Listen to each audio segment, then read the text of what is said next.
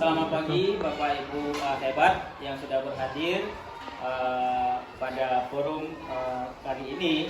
Hari ini adalah di mana salah satu guru SD Negeri Buah Barat, Ibu Rami Fadilah, akan mempresentasikan diseminasi budaya positif yang ada di sekolah kita sebagai salah satu syarat atau salah satu tugas bagi beliau dalam menyelesaikan CGP, calon guru penggerak. Nah, di sini saya selaku pembawa acara ingin membuka diseminasi beliau, yang bahwa hari ini beliau akan memaparkan apa itu diseminasi positif. Dimohon kepada Bapak Ibu untuk bekerjasamanya dengan hebat supaya terjadi diskusi yang baik. Nah, untuk menghemat waktu, pembukaan akan disampaikan oleh Bapak Kepala Sekolah untuk menyampaikan 1-2 kata di hadapan kita semua supaya ini berjalan dengan baik. Kepada Bapak Kepala Sekolah kami persilakan dengan segala hormat. Syukur alhamdulillah, sama kita baca Allah Subhanahu wa taala, karena dengan rahmat dan izin Allah kita telah berkumpul di ruangan Dewan Guru yang sangat mulia ini. Selawat bisa salam tidak judul-judulnya kita saling mengucapkan kepahlawanan profesional Islam, yaitu junjungan Nabi kita Muhammad sallallahu alaihi wasallam yang telah membawa kita dari alam kemudahan ke alam yang penuh dengan keutamaan. Bapak-bapak dan ibu-ibu guru hebat SD Negeri Buah Barat. Mungkin pada hari ini kita akan melihat apa yang dimaksud dengan diseminasi budaya positif yang nanti akan disampaikan oleh calon guru penggerak kita, yaitu teman kita sendiri, yaitu Ibu Rami Fadilah. Mungkin diseminasi budaya positif adalah penyebaran luasan hal-hal yang baik yang akan terus kita sebarluaskan ke khalayak yang lain. Jadi mungkin ada beberapa hal yang sudah kita lakukan. Semoga lebih jelas nanti apa sih yang dimaksud dengan diseminasi budaya positif itu. Mungkin untuk memakan waktu pada jam 10:20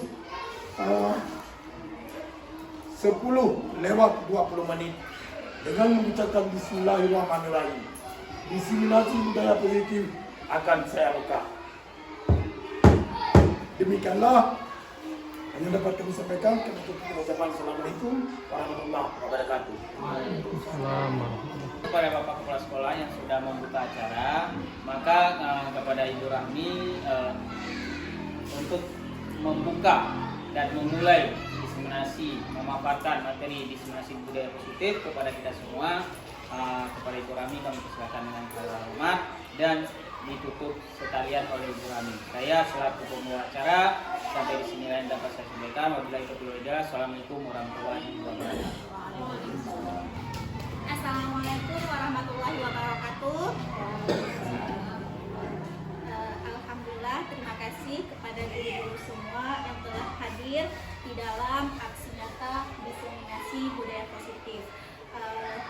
Baik, Bapak Ibu, 7 poin saja. Hari ini saya akan memaparkan dan kita semua nanti akan berdiskusi secara bersama-sama bagaimana saya akan menyebarkan pemahaman dan penerapan pengalaman budaya positif yang ada di depan kita SD Negeri 2 Babakan.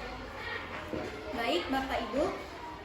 Nah, di dalam budaya positif ini nanti kita akan mengenal materi, ada perubahan paradigma positif, ada disiplin positif, nilai kebajikan, kebutuhan dasar manusia, motivasi perilaku manusia, posisi kontrol guru, keyakinan kelas, dan segitiga restitusi.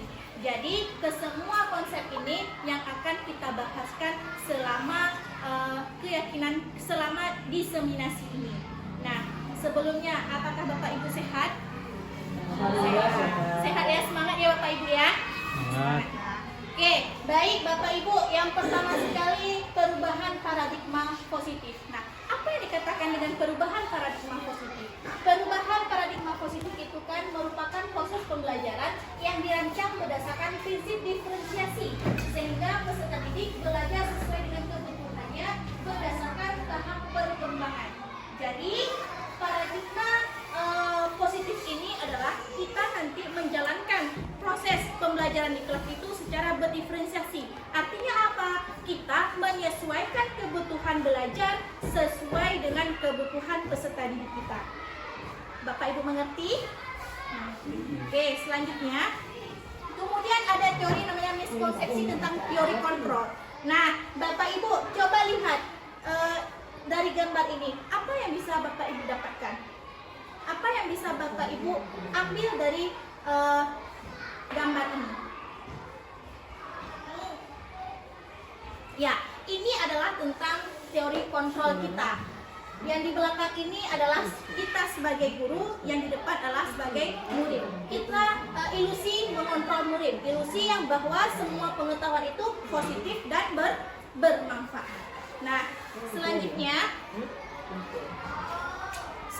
adalah mengapa mengubah paradigma stimulus pendekatan teori kontrol. Nah, ini adalah tabel di mana teori stimulus respon dan teori tentang kontrol tentang dunia. Nah, yang di samping itu realitasnya kebutuhan kita itu sama. Tetapi teori kontrol menyatakan realitas kita kebutuhannya berbeda. Kemudian, semua orang melihat hal yang sama. Itu menurut stimulus respon tentang dunia. Tapi, teori kontrol tentang dunia mengatakan kalau setiap orang itu memiliki gambaran yang berbeda-beda. Sampai di sini paham Bapak Ibu? Paham. Oke, selanjutnya. Disiplin positif. Bapak Ibu pernah mendengar kata-kata disiplin positif? Pernah. Oke. Yang dikatakan dengan disiplin positif ialah suatu pendekatan untuk menerapkan disiplin dari anak tanpa hukuman atau hadiah. Tanda kutip ya Bapak Ibu ya. Tanda kutipnya apa? Tanpa hukuman dan hadiah. Berarti kita menjalankan disiplinnya itu tanpa ada iming-iming hukuman ataupun hadiah. Paham ya Bapak Ibu? Paham. Oke, kemudian sebagai seorang pendidik, tujuan kita adalah menciptakan peserta didik yang memiliki disiplin diri sehingga mereka berperilaku mengacu pada nilai-nilai kebajikan universal dan memiliki motivasi intrinsik dalam perubahan perilaku ke arah yang lebih baik. Jadi tujuan daripada disiplin positif itu adalah kita bisa menciptakan peserta didik yang berperilaku kebajikan. Jadi sama ya, seluruh guru tujuannya kita sama. Apa? Menciptakan generasi yang berakhlakul mulia, menciptakan generasi yang berperilaku kebajikan positif. Betul kata-kata Siti Hajar. Oke.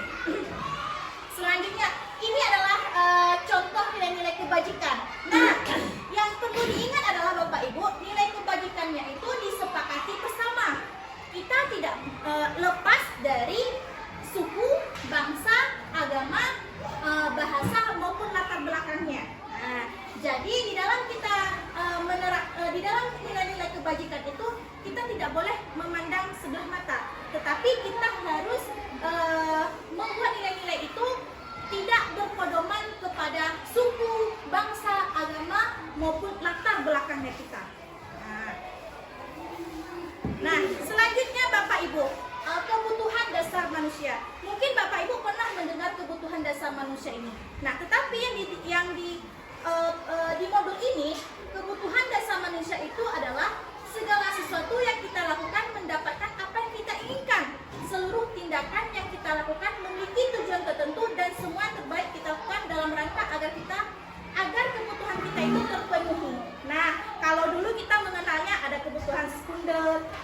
kebutuhan primer, ya kan Bapak Ibu?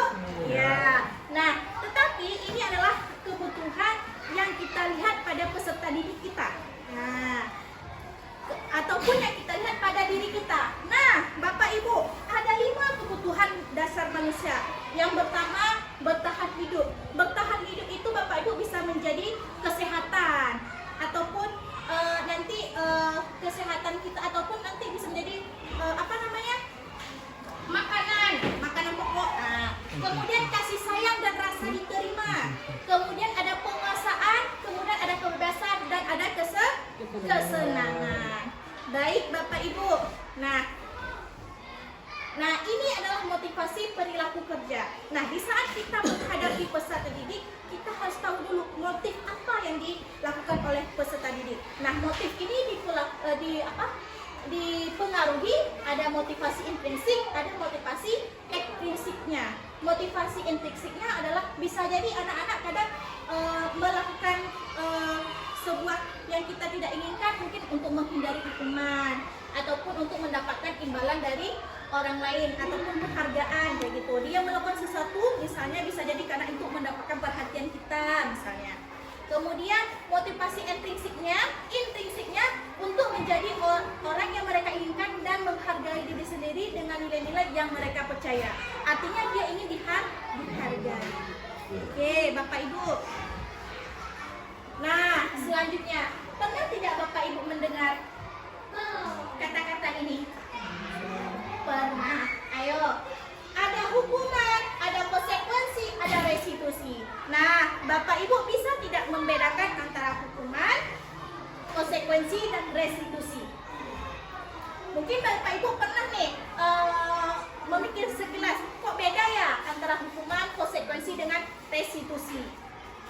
Nah, kalau hukuman, dia itu bersifatnya tidak terencana, bisa jadi mendadak, ya kan? Nah, kemudian kalau konsekuensi biasanya terencana. Misalnya, kayak Rahmi nih di kelas, kalau kamu tidak berbahasa dengan baik, berarti nanti kamu konsekuensinya kamu menghafal ayat pendek, ya kan? Nah, tetapi kalau restitusi, dia itu proses menciptakan kondisi bagi murid untuk memperbaiki kesalahan.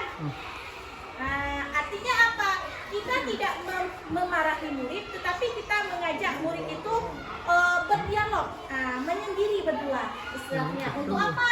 Untuk memikirkan apa yang dia buat, kesalahan apa yang telah dia buat. Kemudian hukuman itu murid tidak tahu apa yang akan terjadi.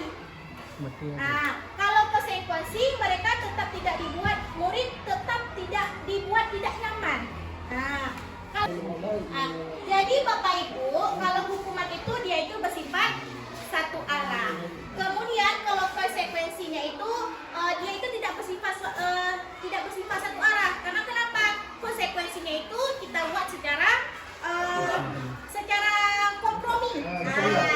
Ya, secara sama-sama, betul. Kemudian hukuman itu dia itu berupa hukumannya itu berupa fisik ataupun psikis. Ya, psikis.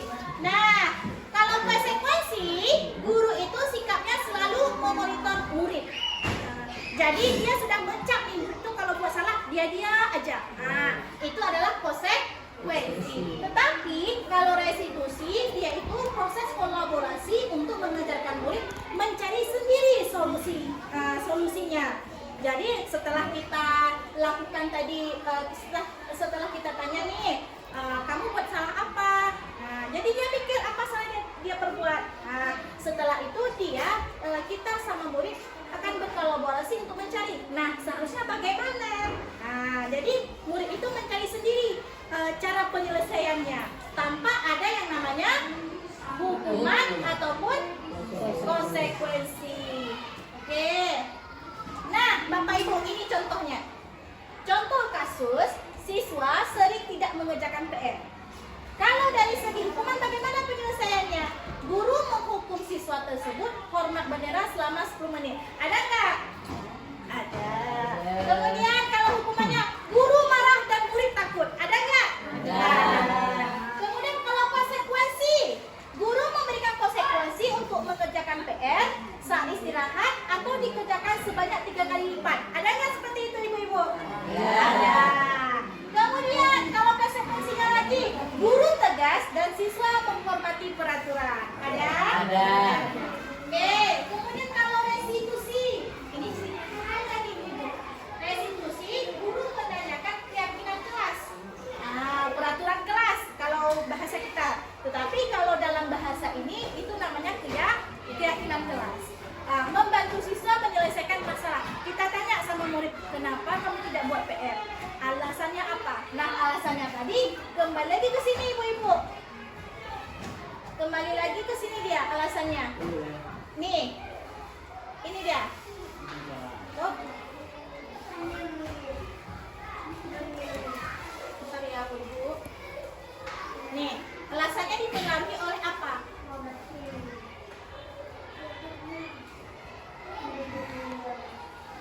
Nih, alasannya. Ini alasannya. Oh.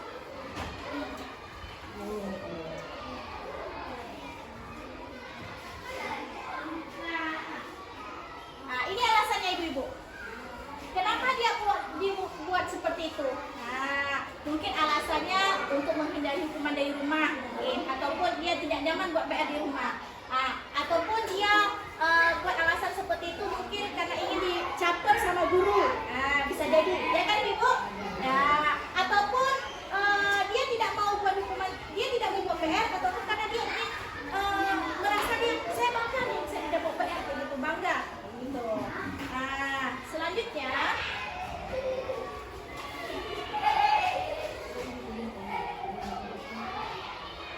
Oke, selanjutnya Ibu-ibu.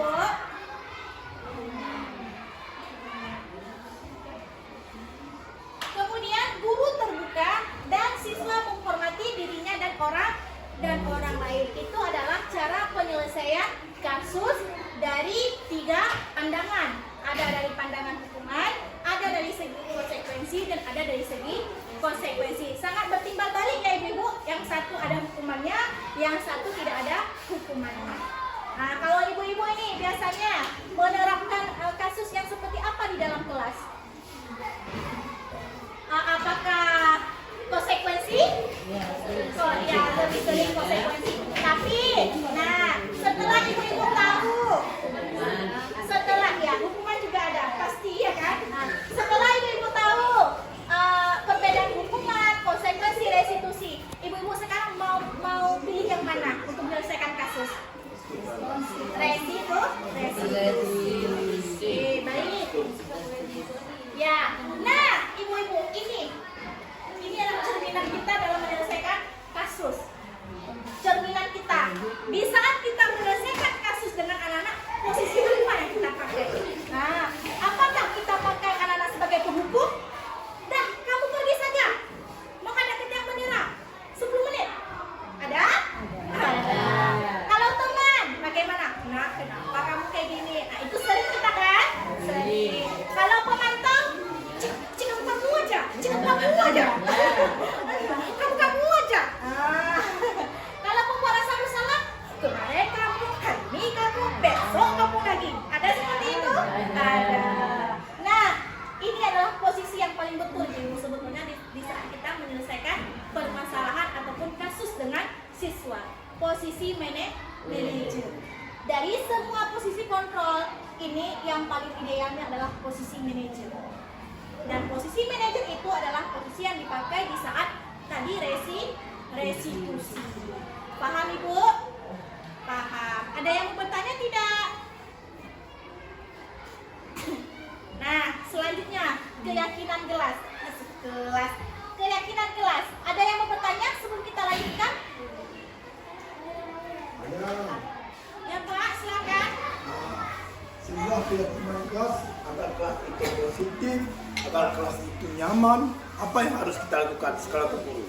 Ya, baik. Pertanyaan Bapak kita simpan dulu ya, karena jawabannya nanti akan menyusul saat kita akan membahas. Nah, Bapak-bapak, ada yang mau Bapak-bapak dan Ibu-ibu, kenapa tidak di sini peraturan kelas aja? Kenapa harus keyakinan kelas aja? Betul apa tidak? Betul. Kenapa nggak dibuat kesepakatan kelas aja? Enggak, kenapa ini tidak dinamakan dengan peraturan kelas aja? Kenapa harus namanya keyakinan kelas aja?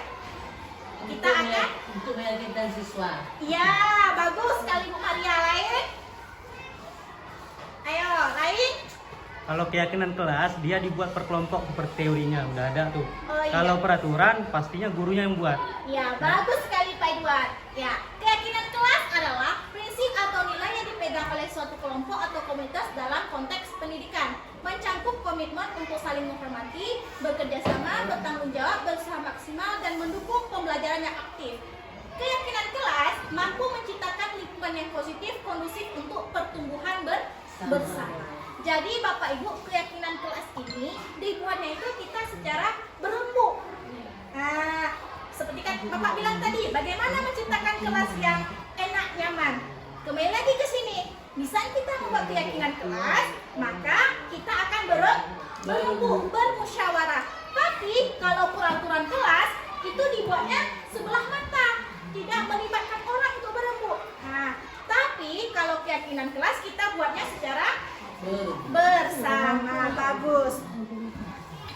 Nah, Bapak Ibu, ini adalah bagaimana kita akan membuat keyakinan kelas. Keyakinan kelas itu lebih abstrak daripada peraturan. Kemudian dia itu berupa pernyataan universal. Kemudian dibuatnya itu dalam bentuk positif. Kemudian sedikit saja biar mudah diingat. Tidak panjang-panjang peraturannya Ibu, tapi sedikit tapi mudah diingat oleh anak-anak. Nah, kemudian dapat diterapkan di kelas. Kemudian semua warga kelas hendaknya ikut berkontribusi dalam membuat keyakinan kelas. Kemudian bersedia meninjau kembali keyakinan kelas dari waktu ke waktu. Kita sesuaikan dengan kebutuhan peserta didik kita di saat kita membuat keyakinan kelas. Oke, Bapak Ibu. Nah, ini tadi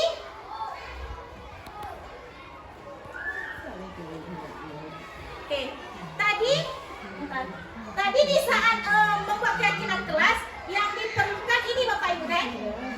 Sedikit saja biar mudah diingat. Betul enggak? Ya.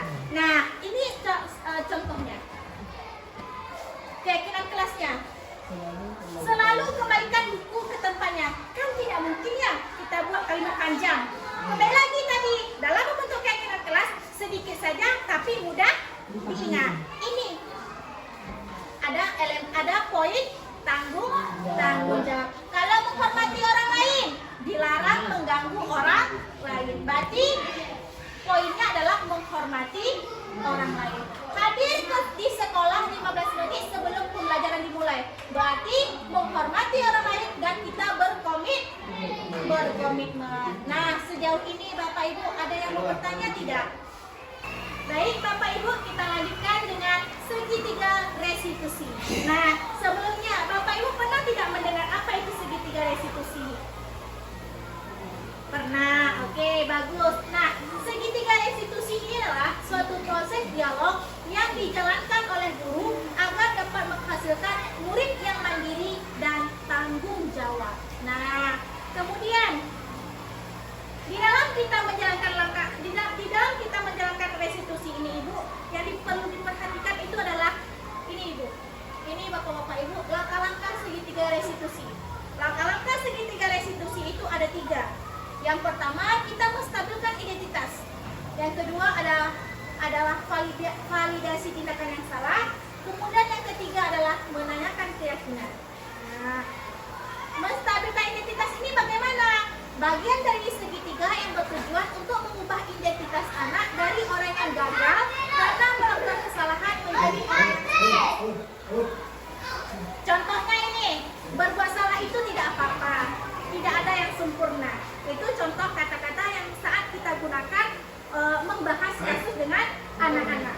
Nah, yang kedua adalah validasi tindakan yang salah. Apa itu?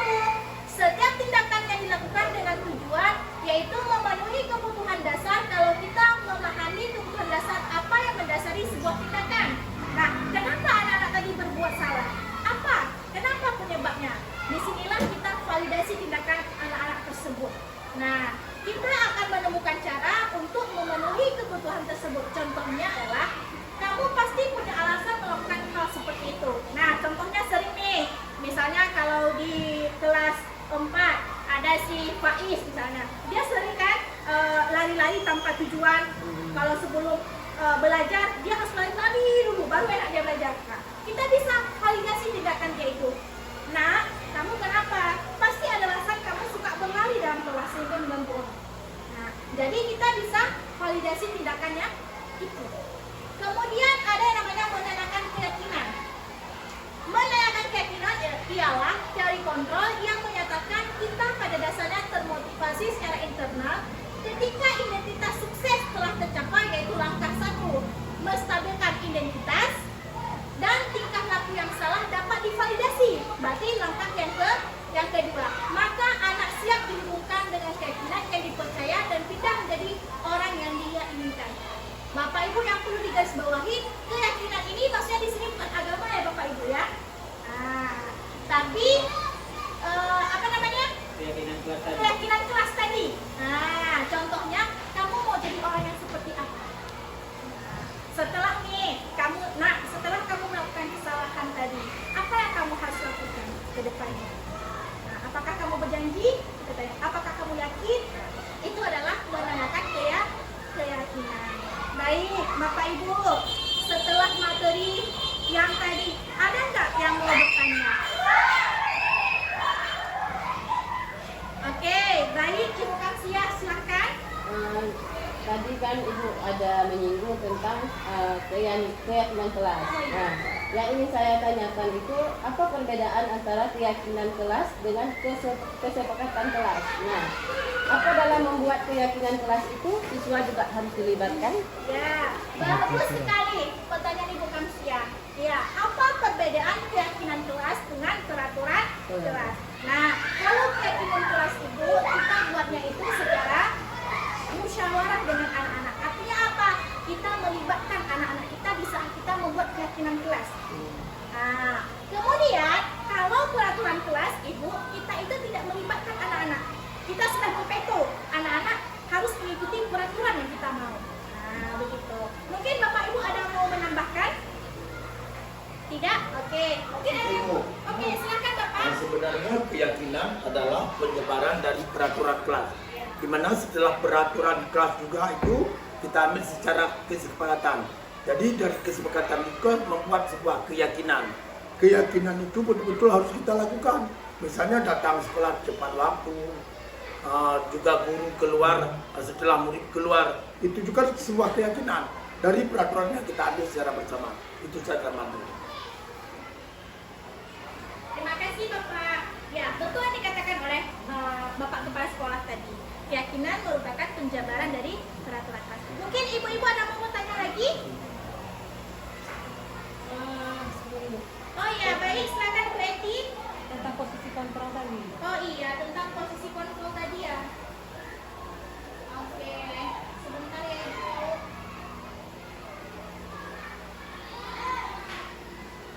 Ya, silakan Bu Eti. Tentang posisi kontrol.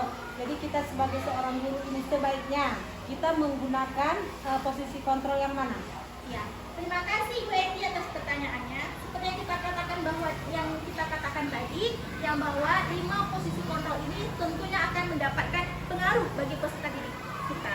Tapi dari semua posisi kontrol ini, Ibu, yang paling idealnya adalah posisi manajer. Artinya kita membimbing murid, menuntun murid kita tanpa ada yang namanya hukuman, tanpa ada yang namanya konsekuensi. Begitu Ibu.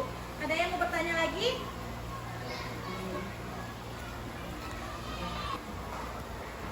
Baik, terima kasih kepada ibu-ibu semua. Kalau tidak ada pertanyaan lagi, mungkin saya akan mencoba mengambil benang merah dari hasil diskusi kita hari ini. Adapun benang merah kita hari ini yang pertama, keyakinan kelas tidak sama dengan peraturan kelas.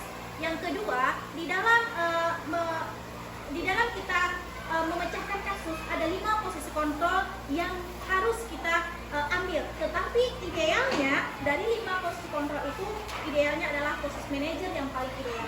Kemudian ibu-ibu dan bapak-bapak, di saat kita menggiring anak-anak untuk menyelesaikan masalahnya, ada 3 tahapan yang perlu dilakukan. Yang pertama ada menstabilkan identitas, yang kedua validasi tindakan yang salah, dan yang ketiga menanyakan keyakinan. Mungkin sampai di sini dulu penyampaian dari Rahmi. Jika ada salah dan kurang, Rahmi mohon maafkan. Wabillahi taufiq wal hidayah. Assalamualaikum warahmatullahi wabarakatuh. Waalaikumsalam.